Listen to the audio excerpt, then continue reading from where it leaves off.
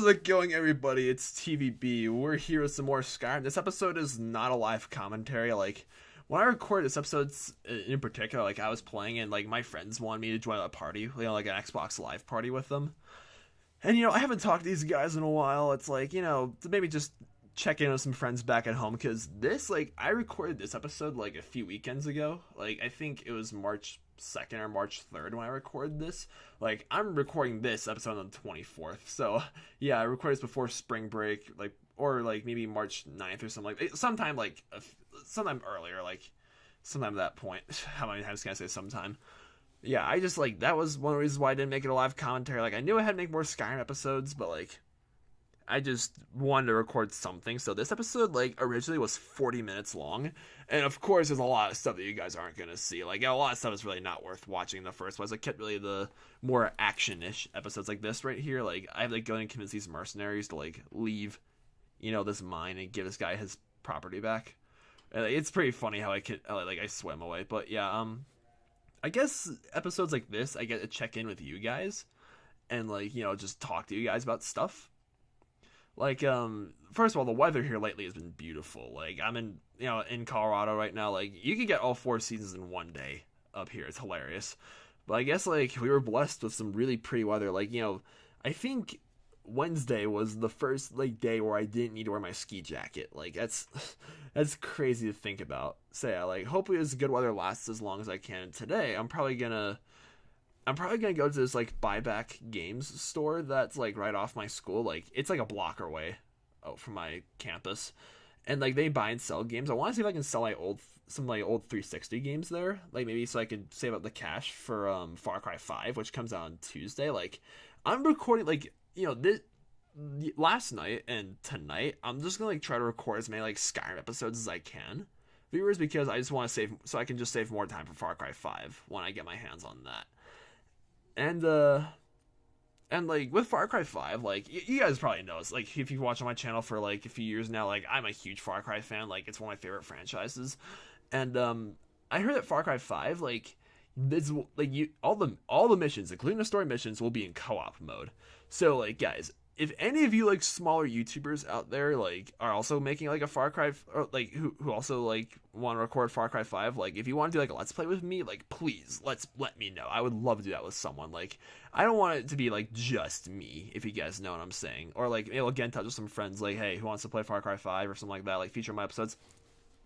I still can't figure out how to get, like, when I make videos with friends, I still can't figure out how to, like, get their voices in the video. Like, you could do it on the 360, no problem, but now it's, like, way more complicated, which is really stupid. Oh, check this out.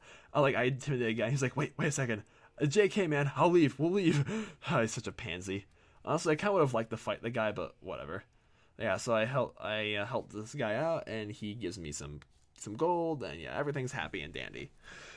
But yeah, Far Cry 5, really looking forward to that. I mean, I've had, like, a lot of visions for, like, Far Cry is, like, it's really exercised my creativity, just, like, the world it's in. Like, Far Cry 3 was, like, in Southeast Asian, like, island setting. Far Cry 4 was an Indian setting. Far Cry Primal was a Stone Age setting. Like, Far Cry 4 is, like, in my, like, I used Dragon Man in this Forsworn.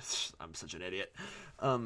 Far Cry Primal, in my opinion, is, like, one of the most underrated games of 2016. Like, I admit it was rushed and there was some wasted potential, but overall I had a blast playing it.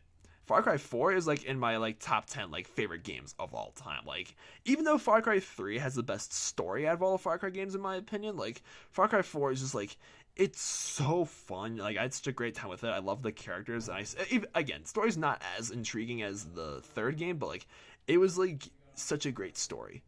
Like, it was one of the few stories, like, actually made you question who you are as a person. Like, some of the choices that you have to make in Far Cry 4, like, I can, like, determine what kind of person you are just from the choices you make. Like, the first mission where, like, Sabal wants the save the hostages and Amita wants the intel, and, like, you have to choose between the two. Like, I watched White Boy 7th Street's Let's Play for Far Cry 4, and he chose Amita every time just for the pussy. Like, all he cared about was, getting in her pants. Now I know White Boy 7th Street's a complete pervert who'll do anything to get laid. Like, I can just, like, tell what kind of person you are from that sort of thing. And Far Cry 3, I actually never played Far Cry 3 myself, but, it's, like, like I watched someone's Let's Play on it, and I gotta say again, the story is like the best of all Far Cry games. Like Voss, the villain in Far Cry 3, oh my goodness, like the definition of insanity scene, like just search up Far Cry 3 definition of insanity and good luck trying to sleep that night. Oh my gosh. But anyway, yeah, Far Cry 5 looks like a lot of fun. Like, in America we have the right to bear arms. Well, in Far Cry, the right to arm bears, which is, oh, I can't wait for that. That looks like so much fun. And yeah, like I think Ubisoft like had a survey like a few years like after Far Cry 4, like that they kind of ignored. They want like what settings do you want for future Far Cry games. They offered like Western setting, vampire setting, zombie setting, dinosaur setting, Vietnam like war era setting, and like everyone wanted the dinosaur setting, which I still do. I would love like a Jurassic Park kind of Far Cry where like maybe in like on an island or somewhere where like dinosaurs have been cloned and like they break loose and like you have to kill terrorists and dinosaurs. Like that'd be so much fun. But yeah, everyone's kind of mad. It's like, oh, Ubisoft ignored what we had to say, and they just went with Montana. Like, who asked for that? Like, Montana, I think, can be a good setting. Like, again, I'm very hopeful that it is. I just think Texas would be a better setting than Montana, because like Texas viewers, like you can hunt like almost anything in Texas. Like, I have a friend from Texas, and like hogs there are a huge problem. Like, you can hunt hogs in almost any way imaginable. You can hunt them from like a helicopter with an AR-15. Or a minigun, for all you care. Like, you can go sword hunting. Because, like, hogs are a humongous problem. Like, they're not even tasty, which really sucks. Like, so killing them is really just for population control, because, like, they're ruining the ecosystems, and, like, they're detrimental to, like, themselves and to, like, native wildlife. But, yeah, Texas, so you can hunt, again, you can hunt almost anything. Like, they bring, like, there's, like, exotic ranches in Texas. Like, apparently this one time, like, my friend from Texas, he saw, like, a hyena. Like a striped hyena walking alongside the road. And it just, like an African animal in Texas, like yeah, chances are it escaped from like an exotic ranch or something like that. And also Texas, there's like loads of guns and loads of like vehicles, which America, which Far Cry like really needs. I just like I am kind of bummed there's not gonna be any elephants or tigers in Far Cry 5, which again it makes sense because it's on Montana. Actually, tigers might make sense because viewers, get this. There's 3,000 to 4,000 tigers in the wild, but like 5,000 to 10,000 just in the United States, and like barely any of them are in like proper zoos, which is really fucked up. But like, yeah, what if like Far Cry said like, oh, all the captive tigers broke loose, now they're running wild in Hope County or something like that. And yeah, like I would just again the possibilities are endless of Far Cry. I still think like a dinosaur setting should really happen. Like I would just love to see that. But anyway, I guess, like, with other games, I only really, like, get games if I know I'm going to like it. Like, it's just why, like, last year when I made my For Honor Let's Play, like, For Honor was kind of a risk for me. Because, I saw all the trailers and whatnot. I was just like, you know what, screw it. I need to get a new game, so let's get For Honor, right, yeah. And For Honor, like, I understand that a lot of people, like, everyone's lost interest in it. Including me, like, I you guys probably know, I finished the single player, I finished the story mode, and all that good stuff. And yeah, the story, like, it's nothing groundbreaking by any means, but it was still a lot of fun, just to hack your way through armies of enemies and just go on adventures. And the multiplayer, yeah, the multiplayer is, like, the main part of the game, and the multiplayer was very well done, but the servers were, like, atrocious. Like, I just got an email from Ubisoft yesterday, like, oh, dedicated servers now in For Honor. Great, you should have taken care of that last year. But, like, yeah, like, For Honor is, like, it's a great game. Like, I had to stop playing it. Like, only time, like, after I completed story mode, the only times I'd really play it was with, like, my friends. It was like, hey, Vitas, you want to play, like, For Honor? Like, yeah.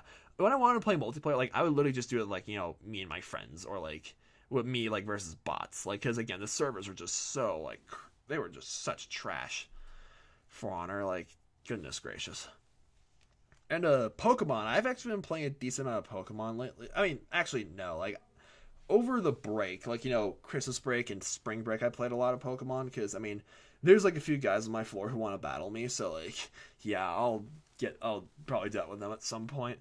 And, yeah, Pokemon, like, I've been a huge Pokemon fan ever since I was a kid, like, and, I am kind of disappointed moving over to the Switch, because, like, Gen 7, like, Sun, Moon, Ultra Sun, Ultra Moon, they started it too soon, and they ended it too soon, if you ask me. Like, I know they're moving it over to the Switch, and, like, nobody knows if it's going to be, like, a new region or Gen 8, or they're just continuing off of the Alola generation. I think it's going to be, like, Gen 8 or something like that. And honestly, like, the Switch, I'm broke. Like, it's not that I don't want...